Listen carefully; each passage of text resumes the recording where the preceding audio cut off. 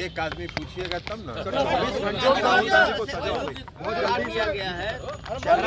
देखिए जो संस्था रद्द हो गई है सर। देखिए, राहुल गांधी जी के संबंध में हड़बड़ी में 24 घंटे के अंदर जिस प्रकार से फैसला लिया गया, वह इसको दर्शाता है कि केंद्र की जो सरकार है वो हताशा में, बौखलाहट और बौखलाहट में इस तरह की कार्रवाई की जा रही है। आखिर लोकतंत्र है, उसकी कोई प्रक्रिया होती है।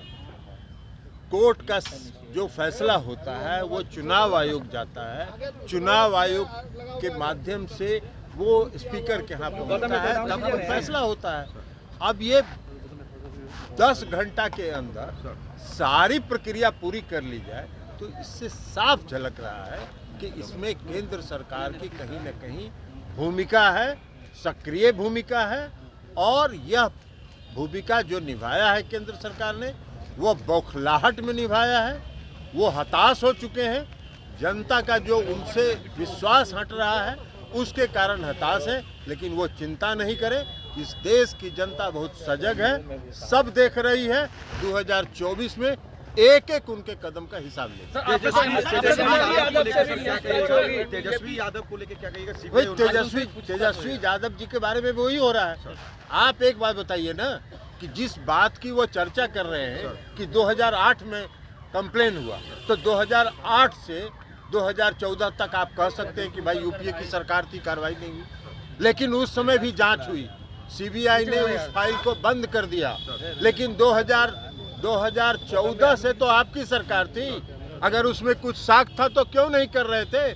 2022 में जब महागठबंधन में नीतीश कुमार जी फिर से शामिल हो गए तो आपको एकदम दिव्य ज्ञान हो गया साक्ष्य का और कार्रवाई करने लगे। तो ऐसा दिव्य ज्ञान तो उसी को होता है ना। तो इसलिए ये जाहिर है कि जो केंद्र की सरकार है वो सीबीआई का, ईडी का, इनकम टैक्स का इस्तेमाल राजनीतिक कारणों से कर रही है, अपने राजनीतिक विरोधियों को परेशान करने के लिए कर रही है, उन पर दबाव बनाने के लिए कर रही है। लेकिन देश की जनता सब देख रही है, समय पर उनका हिसाब चुकता हो। और एक बात और जान लीजिए कि 14 राजनीतिक दलों ने एक साथ सुप्रीम कोर्ट में याचिका दायर की है।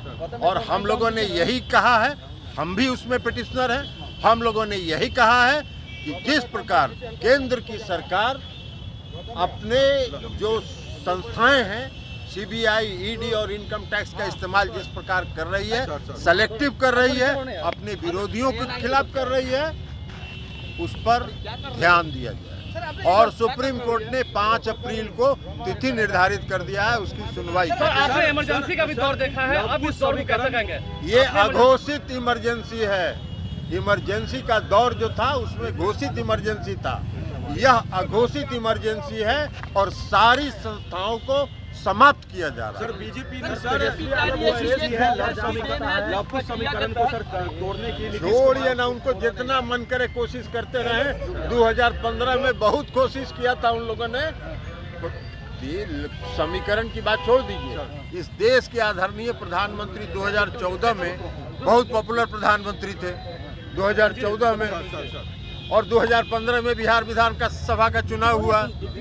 42-43 मीटिंग उन्होंने किया और 53 को सीट लाए थे। तो इसलिए जितना समीकरण उनको जोड़ना है जोड़ते रहें। बिहार की जनता और देश की जनता भारतीय जनता पार्टी का चेहरा पहचान चुकी है।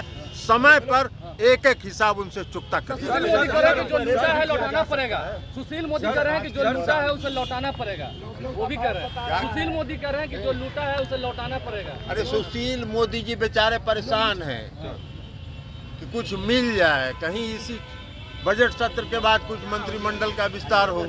तो हम लोग तो शुरू से कह रहे हैं कि शुभकामना है, बन जाइए न कुछ।